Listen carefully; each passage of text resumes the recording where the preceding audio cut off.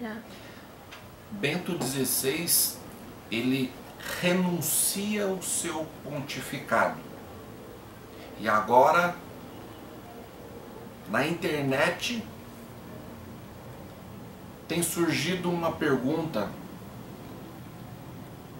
o que esse acontecimento tem a ver com o Apocalipse? Seria esse um fato que testemunha o tempo do fim? O que Apocalipse 17 tem a ver com esse ocorrido? Seria mesmo um indício que o Apocalipse está se cumprindo? São perguntas que não querem se calar. E que, de certa forma, deixam uma ansiedade naqueles que acreditam nas Escrituras. E é por esse motivo que eu gostaria de explicar para você Apocalipse 17, para que você tenha uma clareza se realmente esse Papa é o Anticristo, ou esse novo Papa que vai entrar é o Anticristo, e se realmente esse é o momento do tempo do fim. Mas para isso, se for possível, eu gostaria que você me acompanhasse com uma Bíblia. E nós vamos ler Apocalipse 17 e eu vou explicando o texto para você. A minha Bíblia já está aberta. Apocalipse 17, versículo 1. Diz assim: a mulher montada numa besta. Um dos 7 anjos que tinham as 7 taças aproximou-se e me disse: venha, e eu lhe mostrarei o julgamento da grande prostituta que está assentada sobre muitas águas. Antes de prosseguirmos, eu gostaria que você lesse a primeira frase desse versículo, que diz assim: um dos 7 anjos. Então o que está acontecendo aqui? Presta atenção. Tinham 7 anjos. Tinha 7 anjos.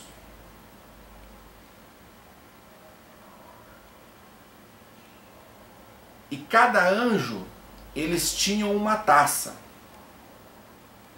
Então o João, ele fala o quê? Que um dos 7 anjos, que tinham as 7 taças, aproxima-se dele e começa a mostrar a sentença que ele tem contra essa besta, essa mulher que está montada em cima de uma besta. Então, para deixar claro, é o seguinte: se ele tinha uma taça na mão e tinham 7 anjos com 7 taças, então nós estamos falando das 7 taças descritas no Apocalipse como as 7 taças da ira de Deus. Depois que eu terminar de ler esse texto, em outro texto a gente vai entender que taça era essa, porque nesse início desse texto não fala se é a primeira taça, se é a segunda taça, se é a terceira taça, mas existe um outro texto que responde que taça é essa que está aqui. Mas antes de eu ir para outro texto, eu quero concluir o Apocalipse 17. Versículo 2. Com quem os reis da terra se prostituíram. Os habitantes da terra se embriagaram com o vinho da sua prostituição. Então o anjo me levou no espírito para um deserto. Ali vi uma mulher montada numa besta vermelha, que estava coberta de nomes blasfemos e que tinha 7 cabeças e 10 chifres. A mulher que estava vestida de azul e vermelho e adornada de ouro, pedras preciosas e pérolas, segurava um cálice de ouro, cheio de coisas repugnantes e da impureza da sua prostituição. Em sua testa haviam estas inscrições: Mistério, Babilônia, a grande mãe das prostitutas e das práticas repugnantes da terra. Vi que a mulher estava embriagada com o sangue dos santos, o sangue das testemunhas de Jesus. Quando a vi, fiquei muito admirado. Então o anjo me disse: por que você está admirado? Eu lhe explicarei o mistério dessa mulher e da besta sobre a qual ela está montada, que tem 7 cabeças e 10 chifres. Versículo 8. A besta que você viu já não é. Ela está para subir do abismo e caminha para a perdição. Os habitantes da terra, cujo nome não foram escritos no livro da vida desde a criação do mundo, ficaram admirados quando virem a besta, porque ela agora não é, e entretanto virá. Aqui se requer mente sábia. As 7 cabeças são 7 colinas, sobre a quais esta mulher está assentada. Nós sabemos, né, que a cidade de Roma, e depois o texto vai explicar isso que eu estou te falando, ela está envolta, ela está no centro de 7 colinas. É a única cidade no mundo que ela está sitiada, posta no meio de 7 colinas. Que o nome dessas colinas são Aventino, Capitólio, Célio, Equilino, Palatino, Quirinal e Vimal. Versículo 10. São também 7 reis, 5 já caíram, um ainda existe e o outro ainda não surgiu. Mas quando surgir, deverá permanecer durante pouco tempo. A besta que era e agora não é o 8º rei. É um dos 7 e caminha para a perdição. Os 10 chifres que você viu são 10 reis que ainda não receberam reino, mas que por 1 hora receberão autoridade, como reis, junto com a besta. Eles têm um único propósito, e darão o seu poder e sua autoridade sobre a besta. Guerrearão contra o Cordeiro, mas o Cordeiro os vencerá, pois é o Senhor dos senhores e o Rei dos reis. E vencerão com ele os seus chamados, escolhidos e fiéis. Então o anjo me disse: as águas que você viu, onde está sentada a prostituta, são povos, multidões, nações e línguas. A besta e os 10 chifres que você viu odiarão a prostituta. Eles a levarão à ruína e deixarão nua. Comerão a sua carne e destruirão com fogo, pois Deus colocou no coração dele o desejo de realizar o propósito que ele tem, levando-o a concordarem em dar à besta o seu poder que eles têm para reinar até que cumpram as palavras de Deus. Versículo 18. A mulher que você viu é a grande cidade que reina sobre os reis da terra. Então aqui fecha o capítulo 17, né? No finalzinho a gente lê que realmente essa besta, ela é uma cidade onde ela exerce um domínio sobre povos, nações e línguas. Ela está entre 7 cidades, então isso é muito claro. É claro que aqui está falando da cidade de Roma.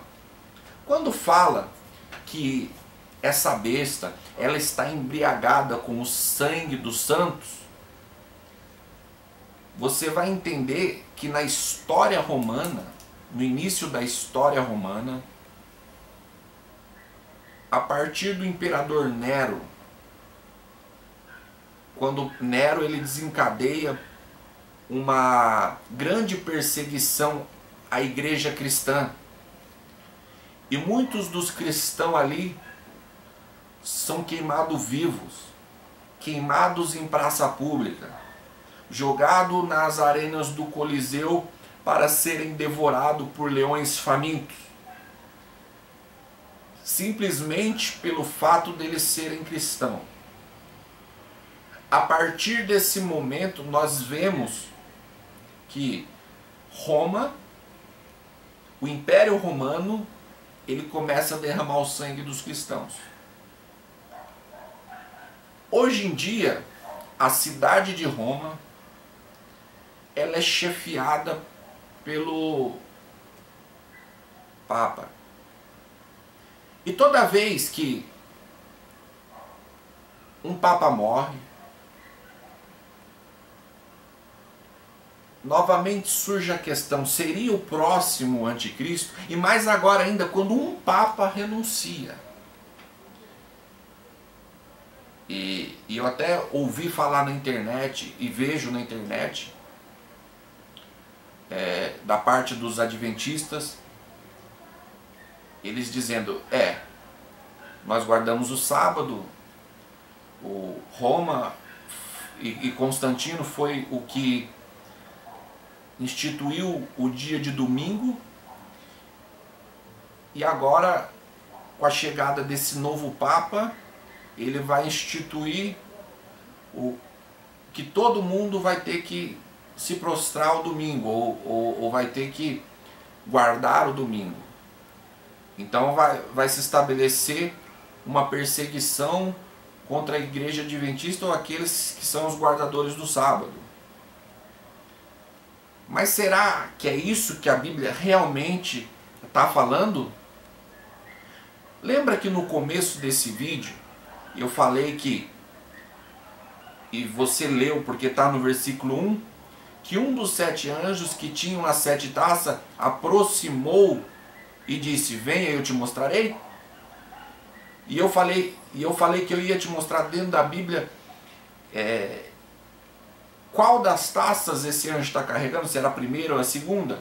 E como que a gente pode descobrir isso nas escrituras? É fácil, é só voltar um capítulo, o capítulo 16, porque o capítulo 17 é como se fosse uma sequência do segundo, o capítulo 17 fosse uma sequência do capítulo 16. Quer ver? Abre sua Bíblia no capítulo 16.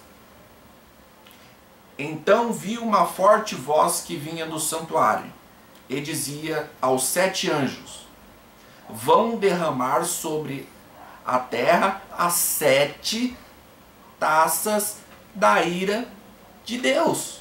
Então aqui, novamente, nós vemos os anjos que têm a taça de Deus na mão. Versículo 2.